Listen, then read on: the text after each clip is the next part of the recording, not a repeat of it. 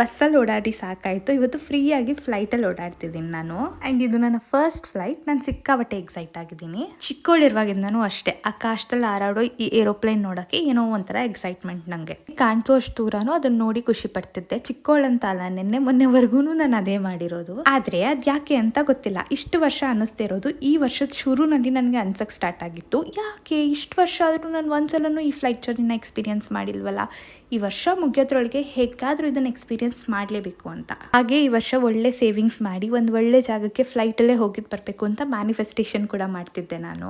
ಆದರೆ ಆ ದೇವ್ರಿಗೆ ನನಗೆ ಅಷ್ಟೆಲ್ಲ ವೆಯ್ಟ್ ಮಾಡ್ಸೋಕೆ ಇಷ್ಟ ಇರಲಿಲ್ಲ ಅನ್ಸುತ್ತೆ. ಅದಕ್ಕೆ ತುಂಬ ಬೇಗ ಈ ಒಂದು ಆಪರ್ಚುನಿಟಿನ ಕೊಟ್ಟರು. ಆ್ಯಂಡ್ ನಾನು ಕೂಡ ಅನ್ಕೊಂಡಿರಲಿಲ್ಲ ನನ್ನ ಫಸ್ಟ್ ಫ್ಲೈಟ್ ನಾನು ಫ್ರೀಯಾಗಿ ಓಡಾಡ್ಕೊಂಡು ಬರ್ತೀನಿ ಅಂತ.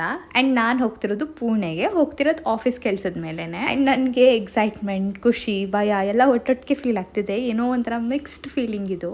ನಿಮಗೆ ಗೊತ್ತಾ, ನನಗೆ ಗೊತ್ತೇ ಇರಲಿಲ್ಲ ಏರೋಪ್ಲೇನ್ ಇಷ್ಟು ಸ್ಪೇಷಿಯಸ್ ಆಗಿರುತ್ತೆ, ಇಷ್ಟು ಸೀಟ್ಸ್ ಇರುತ್ತೆ ಅಂತ ಎಲ್ಲ. ಈ ವಿಂಗ್ಸ್ ಏನೇ ಇಷ್ಟುದ್ದ ಇದೆ, ನಾನು ದೂರದಿಂದ ನೋಡಿರೋದಲ್ವಾ, ಚಿಕ್ಕದಾಗಿ ಕಾಣಿಸ್ತಿತ್ತು. ನಾನು ಚಿಕ್ಕದಾಗೆ ಇರುತ್ತೆ ಅಂತ ಅನ್ಕೊಂಡಿದ್ದೆ.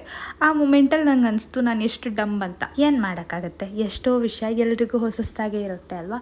ಹಾಗೇನೆ ತಿನ್ನೋದಕ್ಕೆ ಅಂತ ಫ್ರೆಶ್ ಫ್ರೂಟ್ ಬೌಲ್ ಕೊಟ್ಟರು. ತುಂಬ ಚೆನ್ನಾಗಿತ್ತು, ಫ್ರೆಶ್ ಆಗಿ. ಇದು ವಿಂಡೋ ಸೀಟ್ ಸಿಕ್ಕಿಲ್ಲ, ಸಿಕ್ಕಿದ್ರೆ ಇನ್ನೂ ಸಖತ್ತಾಗಿ ವಿಡಿಯೋಸ್ ಮಾಡ್ಕೋತಿದ್ದೆ ನಾನು. ಆದರೂ ನನ್ನ ಕಣ್ಣೆಲ್ಲ ಆಚೆ ಕಡೆನೇ ಇತ್ತು, ಹೇಗೆ ಕಾಣಿಸುತ್ತೆ ಮೇಲಿಂದ ಎಲ್ಲ ಅಂತಾನೆ ನೋಡ್ತಾ ಇದ್ದೆ ನಾನು. ಎನಿಹೌ, ನನ್ನೊಳಗಿರೋ ಪುಟ್ಟ ಹುಡುಗಿಗೆ ಇವತ್ತು ಸಿಕ್ಕಾಬಟ್ಟೆ ಖುಷಿಯಾಗಿದೆ.